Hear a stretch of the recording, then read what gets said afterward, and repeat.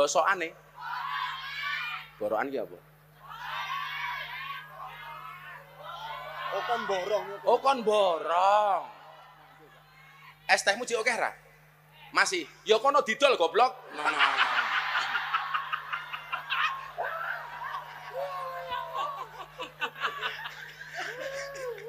Dolen dhisik. Engko lak rong payu wis takdir. Bismillahirrahmanirrahim. Assalamualaikum warahmatullahi wabarakatuh. Sahabat-sahabat harajuan dimanapun kalian berada, kita kembali berjumpa setelah beberapa bulan ini saya tidak konsisten untuk mengupload dan membuat video atau membuat konten karena beberapa kesibukan. Nah, kali ini kita akan mulai aktif lagi, mulai produksi lagi konten-konten atau video-video terkait beberapa hal atau peristiwa yang terjadi. Nah, untuk kali ini saya ingin memulai untuk membahas sesuatu yang lagi hangat diperbincangkan atau viral didiskusikan hari ini terkait persoalan Gus Miftah dengan pedagang ST Sun Haji ya namanya kalau tidak salah itu, dan itu ramai sekali diperbincangkan sampai puluhan ribu mungkin netizen itu kemudian mulai membahas itu dan kemudian memberikan kritik terhadap Gus Miftah yang dianggap beliau orang yang cerdas tapi tidak beradab. Nah, kali ini saya ingin membaca sebuah berita dan saya pikir sahabat-sahabat juga di awal video sudah melihat sendiri sebuah cuplikan video di mana dalam sebuah tablik akbar atau pengajian yang dihadiri oleh Gus Miftah, kemudian beberapa orang-orang atau tokoh-tokoh yang hadir di samping kanan kiri Gus Miftah yang hadir di situ. Kemudian ada momen di mana Gus Miftah menyebut seorang pedagang ST yang juga hadir di tengah-tengah jamaah. Nah, cuma ada satu kalimat mungkin ya yang tidak pantas disebut atau disampaikan oleh seorang pendakwa sekelas Gus Miftah. Di video kali ini sahabat-sahabat sekalian, saya ingin melihat peristiwa ini dari kacamata pandang yang berbeda, dari sudut pandang yang berbeda.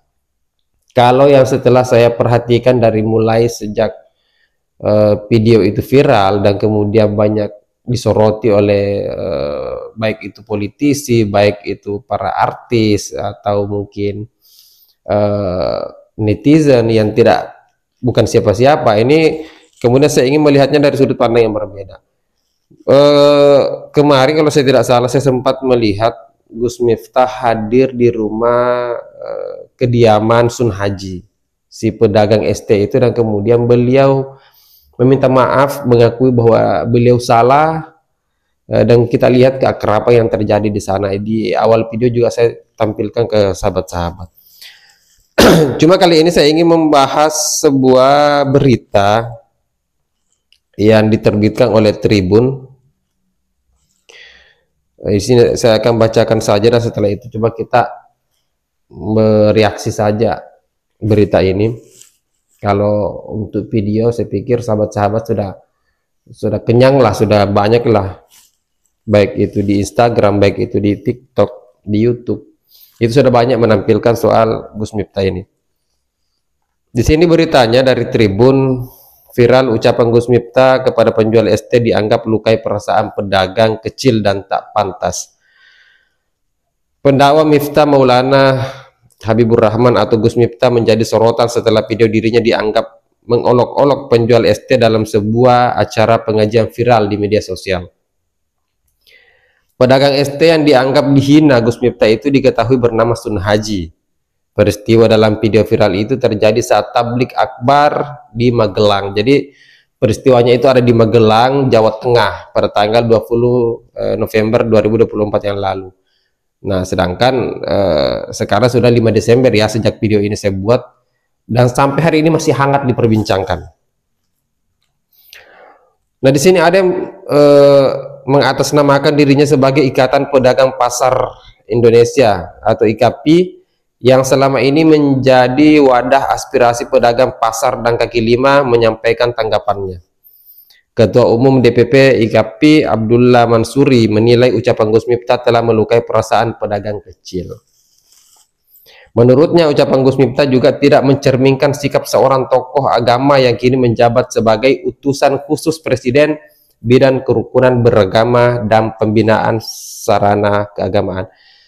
Jadi mungkin teman-teman atau sahabat-sahabat yang belum tahu, Gus Miftah juga aktif dalam kancah perpolitikan, di mana pada saat di masa-masa Pilpres yang lalu Gus Miftah juga aktif dalam kampanye yang kemudian mendukung pasangan calon yang hari ini menjadi pemenang, yakni Prabowo Subianto berpasangan dengan Gibran.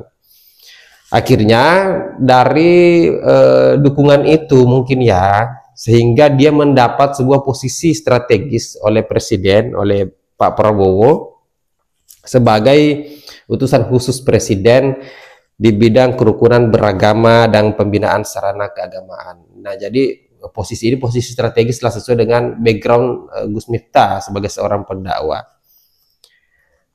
Nah, lanjut, sebagai figur publik sekaligus pejabat yang seharusnya menjadi teladan, ucapan seperti itu sungguh disayangkan. Nah, kenapa disayangkan? Karena mungkin dianggap bahwa harusnya seorang Gus Miftah itu berada di tengah-tengah jamaah, berada di tengah-tengah umat. Itu harus memberikan ketenangan, memperlihatkan kesejukan di tengah umat, bukan malah sebaliknya, gitu ya. Itu maksud dari tanggapan dari berita ini. Pedagang kaki lima adalah kelompok yang bekerja keras demi menghidupi keluarga mereka, kata Mansuri dalam keterangannya. Mansuri menyebut pernyataan Gus Miftah juga berpotensi merusak citra kepemimpinan dan merugikan kelompok masyarakat kecil yang selama ini membutuhkan perlindungan dan dukungan. Gus Miftah memiliki peran besar dalam menjaga harmoni sosial. Ucapan kasar seperti ini justru kontraproduktif dengan tugas tersebut, katanya. Jadi banyak yang mengalamatkan kasus ini atau pernyataan dari Gus Miftah ini ke arah Presiden, dikaitkan bahwa enggak begini loh, Pak Prabowo itu selalu berpihak kepada pedagang kaki lima, kepada pedagang-pedagang kecil. Tapi kok kenapa seorang Gus Miftah yang menjadi seorang utusan Presiden mampu mengeluarkan atau melontarkan kalimat-kalimat seperti itu? Di kesempatan yang lain, sahabat-sahabat sekalian, ini sudah selesai ya, saya baca beritanya. Di kesempatan yang lain, saya sempat sepenggal itu membaca postingan Guru Gembul, di mana postingan itu beliau lebih tidak ingin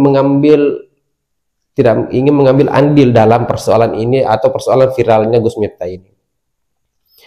Ada kalimat yang saya suka dari beliau, bahwa ketika kita sebagai orang awam ikut berkomentar dan menghina, menghujat Gus Miftah, lalu apa bedanya kita dengan Gus Miftah yang kemudian telah melakukan hal seperti itu? Saya lebih sepakat dengan itu. Nah, sehingga tidak banyak orang juga yang ketika telah membuat kesalahan itu mampu mengakui kesalahannya dan kemudian meminta maaf.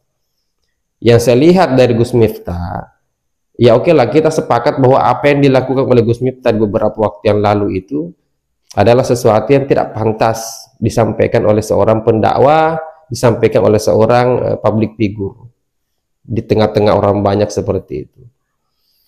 Tapi juga kita harus mengapresiasi Gus Miftah setelah mungkin video ini viral dan kemudian banyak orang yang berkomentar sinis terhadap Gus Miftah. Beliau justru hadir mendatangi kediaman Sun Haji, meminta maaf, menyampaikan bahwa dia keliru, dia salah.